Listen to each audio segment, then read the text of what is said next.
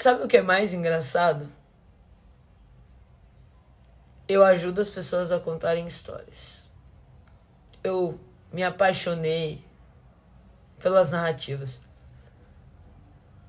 Mas a parte mais legal de contar uma história é porque ela gera nas outras pessoas uma emoção. Tudo que a gente se identifica quando a gente vai contar uma história, sabe? Tem um toque muito pessoal. Quando você conta algo que gera identificação no outro, o outro revive uma história dentro de si. E eu acho que é por isso que certas histórias são mais difíceis de serem contadas. Porque ao contar é como reviver aquele momento.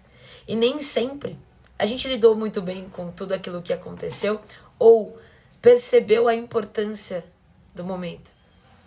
A gente assiste diversos podcasts onde as pessoas falam muito sobre quando foi o seu ponto de virada.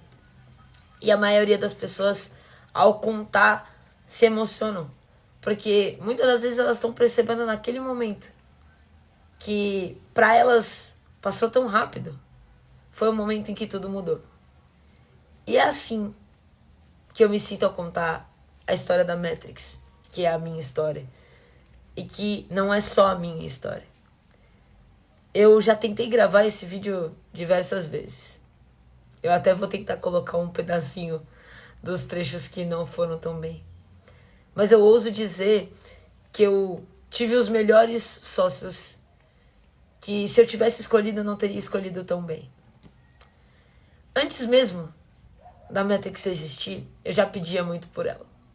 Aqueles que me conhecem desde a minha infância sabem que eu tinha uma maluquice de falar que eu teria diversos negócios e que eu colocaria meus amigos no conselho de cada um dos negócios para que isso pudesse aproximar a gente e a gente ter uma reunião de conselhos de pessoas que eu sempre conhecia.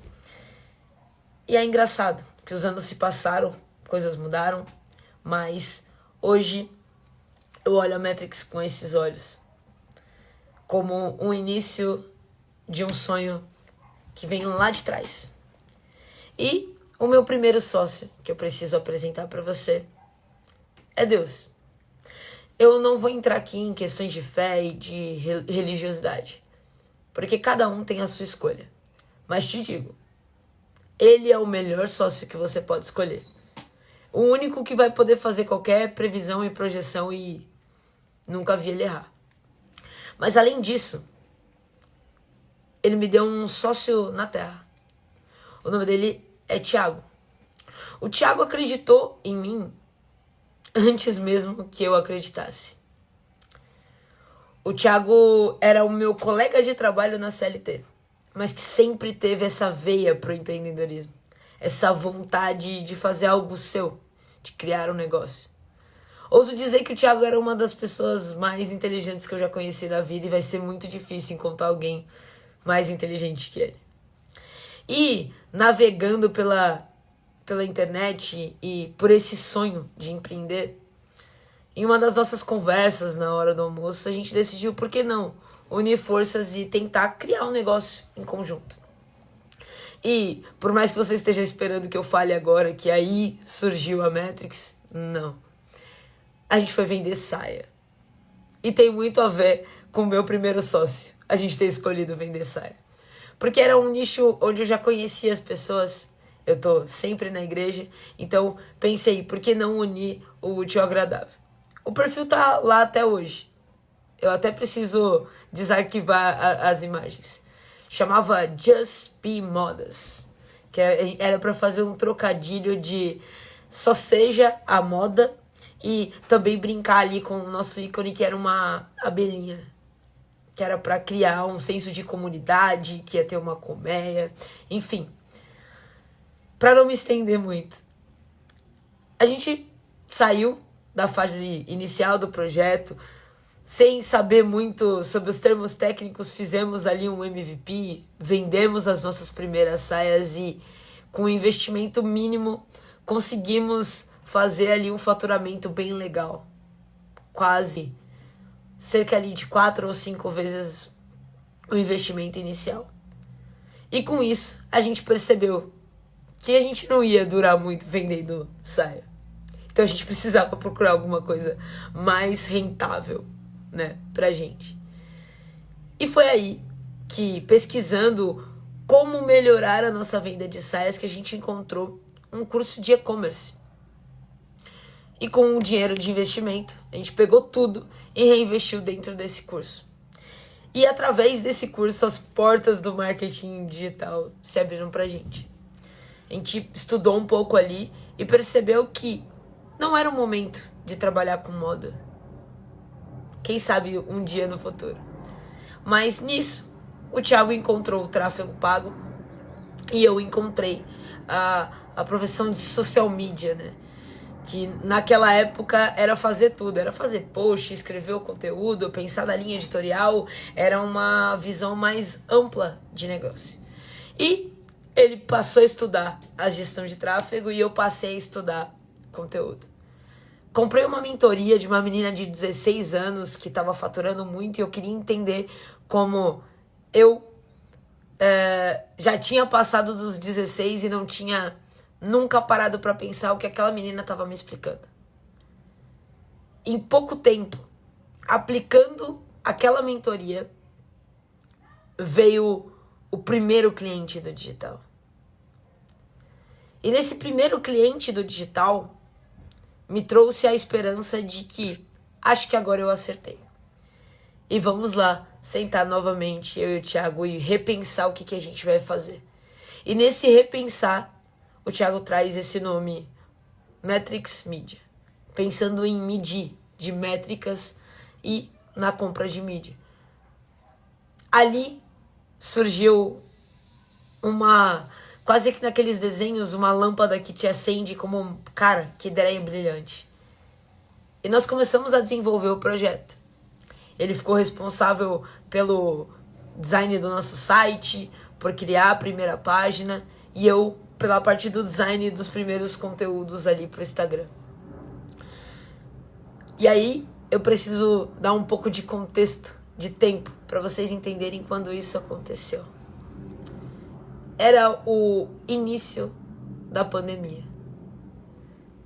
De repente, estava todo mundo em casa, incertezas, inseguranças.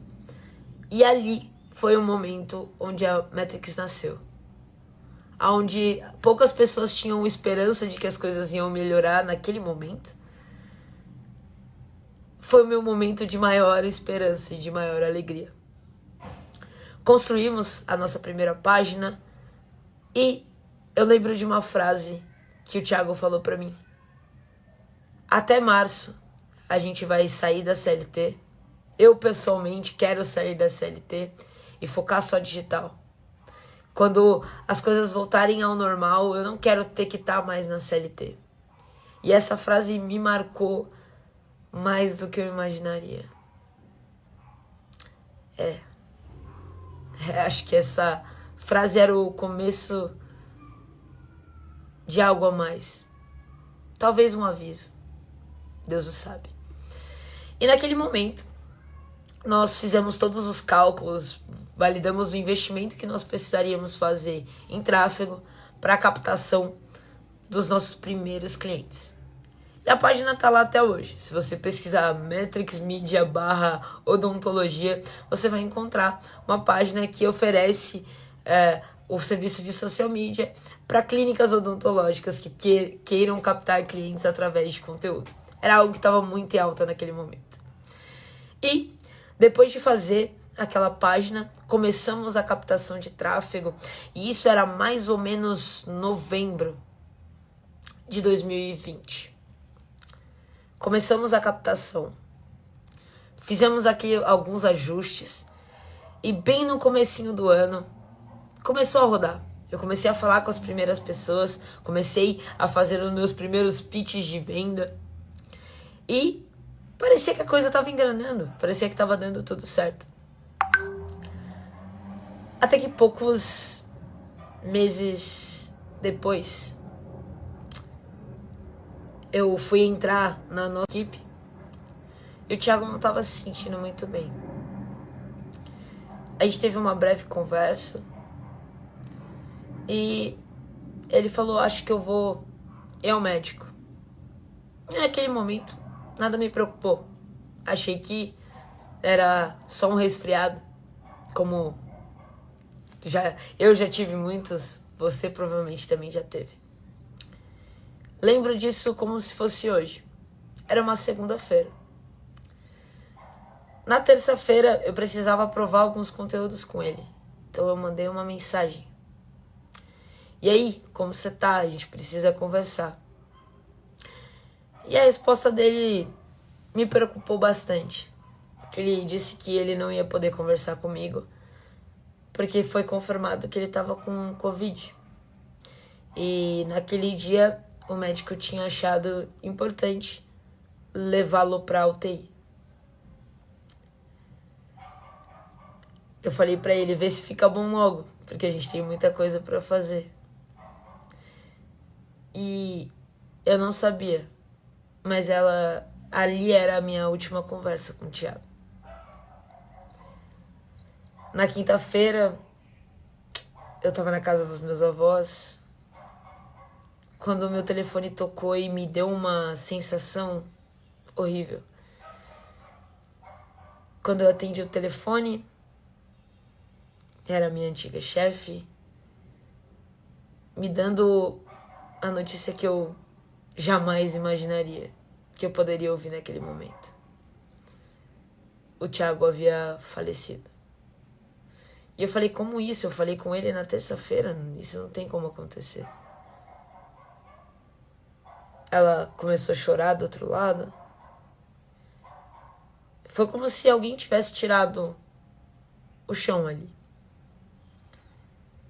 E eu não entendi aquilo. Confesso que demorou muito tempo para entender. E naquele momento a única coisa que passava pela minha mente era a frase que ele me falou. Que até março ele não queria fazer mais parte da CLT e que ele queria viver da Matrix. Era isso que ele queria. Era essa alegria. O Thiago tava cheio de vida. Tinha acabado de voltar de uma viagem com a namorada. Tinha planos, tinha sonhos. E aquilo me impactou de uma forma tremenda. Passou a sexta-feira, o sábado, e só uma coisa batia na minha mente. O que você vai fazer com a Matrix agora?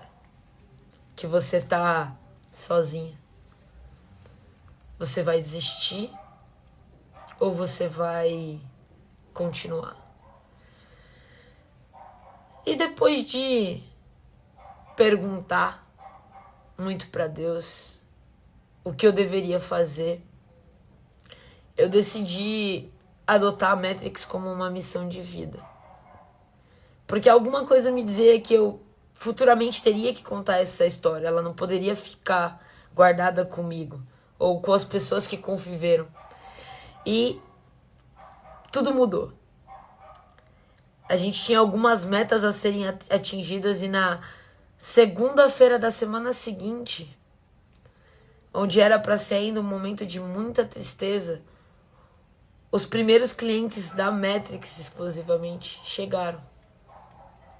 Chegaram batendo todas as metas que eu tinha combinado com ele.